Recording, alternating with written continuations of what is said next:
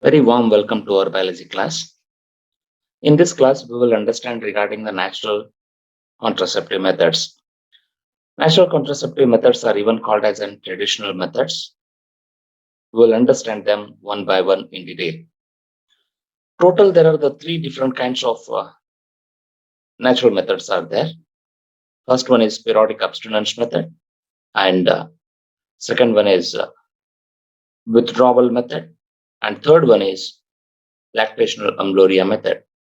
We'll understand all these methods one by one in this class. First one will start with the periodic abstinence method.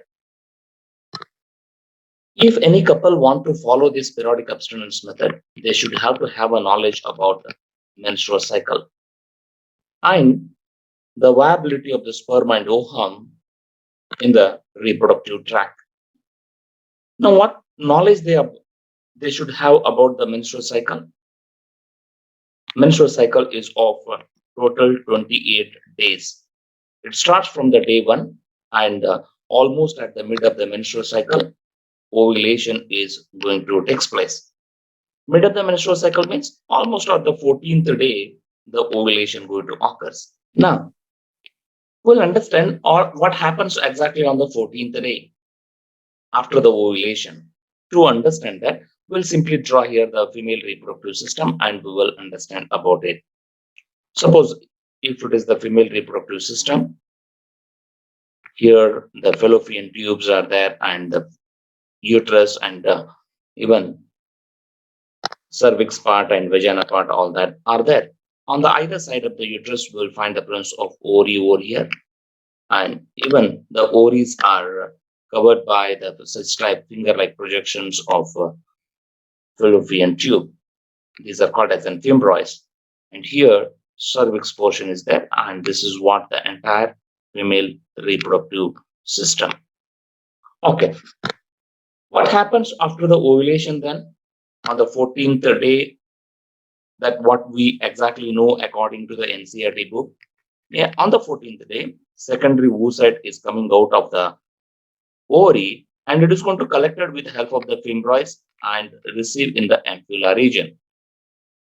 Means on the what day of the menstrual cycle, the OHA or secondary oocyte is going to be available inside the fallopian tube then? It is almost on the 14th day according to the NCERT book. Now, students, you should need to know that how many days it is going to survive inside the fallopian tube. Means, what is the viability of this ovum? Ovum have a viability of 24 hours. It can able to survive for the 24 hours. Means it is able to involve in the fertilization within a 24 hours. Then here one of the very important point you need to understand it about the ovulation and availability of the ovum in the fallopian tube. This is the 14th day. Okay, no doubt. But in a natural condition, ovulation may not occur exactly on the 14th day. It is completely dependent on the hormone LH. Whenever the LH surge occurs, that will result into the ovulation. LH surge means what? Sudden increase in the LH hormone. Students, one of the very important points you need to know here that ovulation may not occur exactly on the 14th day. It may occur plus or minus 2 days. Okay, if we consider the minus 2 days, then what is the day of the menstrual cycle? It will be the 13th day, or even it may be 12th day. Minus 1 means 13th day, minus 2 means 12th day. Okay, if we extend plus 2, then it will be up to the even 15th day also it is occurs, and even on the 16th day also there is a chance of ovulation.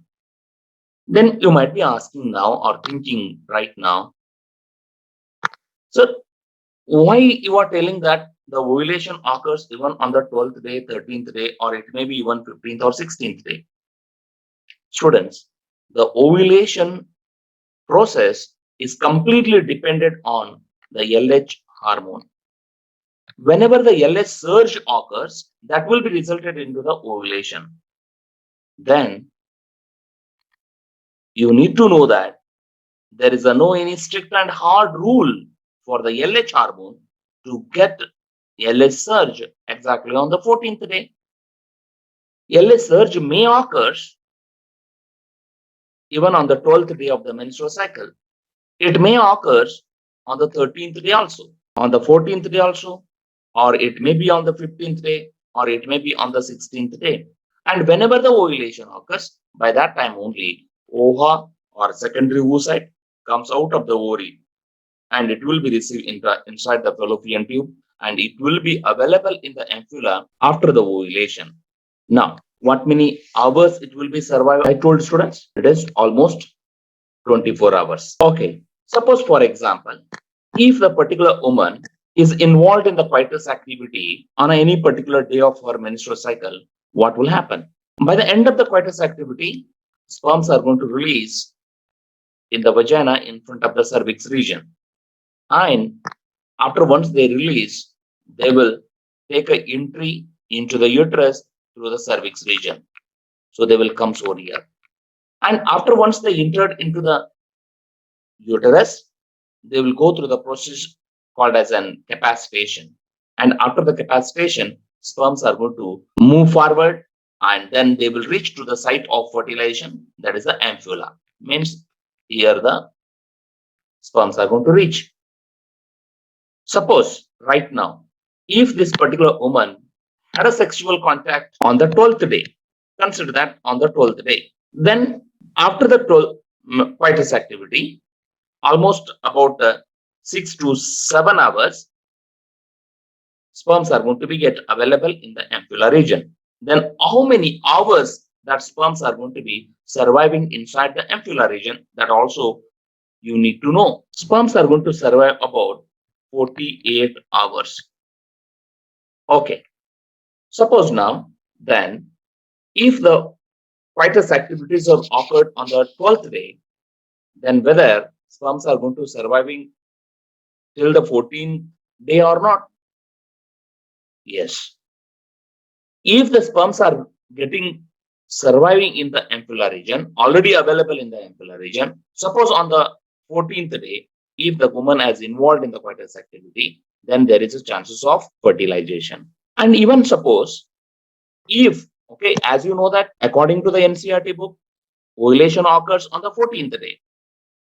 By considering that, if the particular woman has involved in the coitus activity on the 10th day itself, suppose, then whether there is a chances of fertilization or not? Yes. Why? Because sperms are going to survive for the 48 hours, means on the 11th day also they are surviving, on the 12th day also they are surviving. And I told you there is a chances of ovulation on the 12th day, means if the particular couples are involved in the coitus activity from the 10th day itself, then there is a chances of fertilization, because by that time the sperms are getting available and after the ovulation occurs, the OHA receive in the ampulla region and then the fertilization occurs, that will be resulted into the pregnancy. Because of that, if any couple don't want to have a pregnancy, then they should have to have a gap of sexual contact from the day 10 to day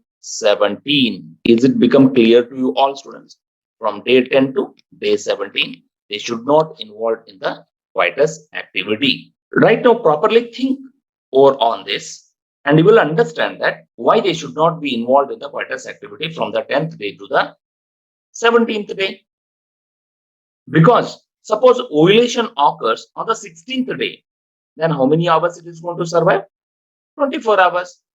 Means almost on the 17th day, OHA or secondary oocyte is going to be degenerated. There is no chances of fertilization. I hope you understood about it very properly. Why the couples need to have a gap of sexual contact from the day 10 to day 17 of the menstrual cycle. If they are going to have a gap of 10 to 17th day, then there is a no chance of fertilization, and even there is no chances of pregnancy. This is what one of the natural contraceptive method, and it completely depend on the natural process. It doesn't require any devices, but anyone want to follow the periodic abstinence method, they should have to have knowledge about all these things, how it works. Even though if they are uneducated, but at least they should have to have a knowledge about from 10th day to the 17th day, they should not be involved in the coitus activity. Okay. Now we will move to the next second contraceptive method. It is withdrawal method or coitus interruption method. Okay, how does this particular method works? Students, it is completely dependent on the willpower of man.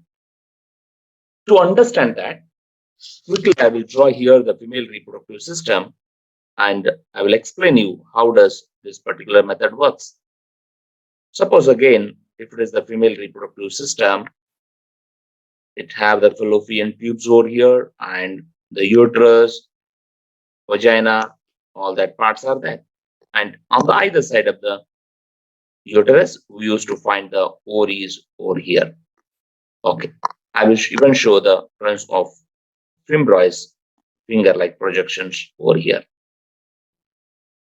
And here there is a cervix part, and internally there is a cervical canal is there. How does this method works then? Students, as you know that by the end of the coitus activity, only sperms are going to releasing inside the vagina in front of the cervix region.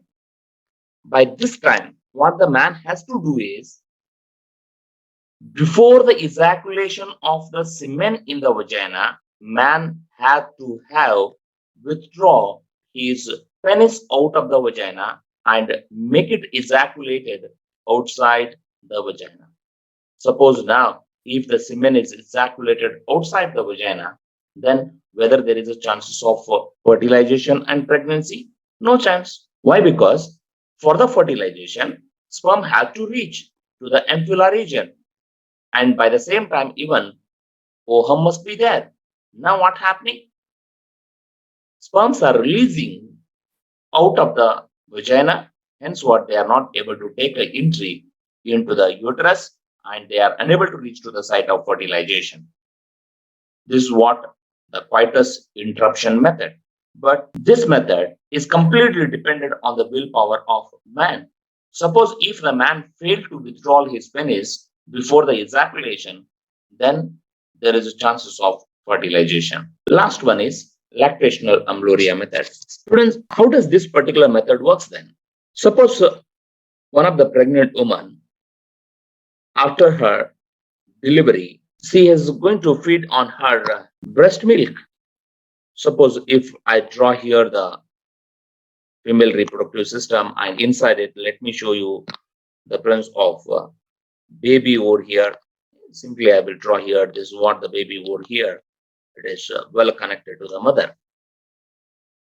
Suppose now this particular child has born, mother has given birth to the young one. After once she given the birth to the young one, okay, simply I will draw here the baby right now here. You consider that this is the baby over here. Now, this particular child, after the delivery, it is going to feed on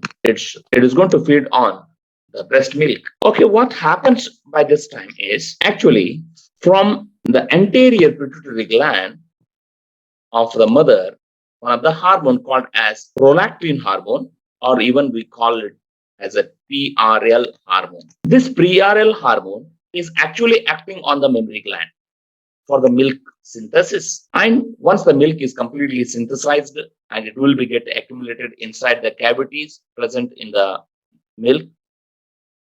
I have clearly explained about how the milk mammary gland is made up of.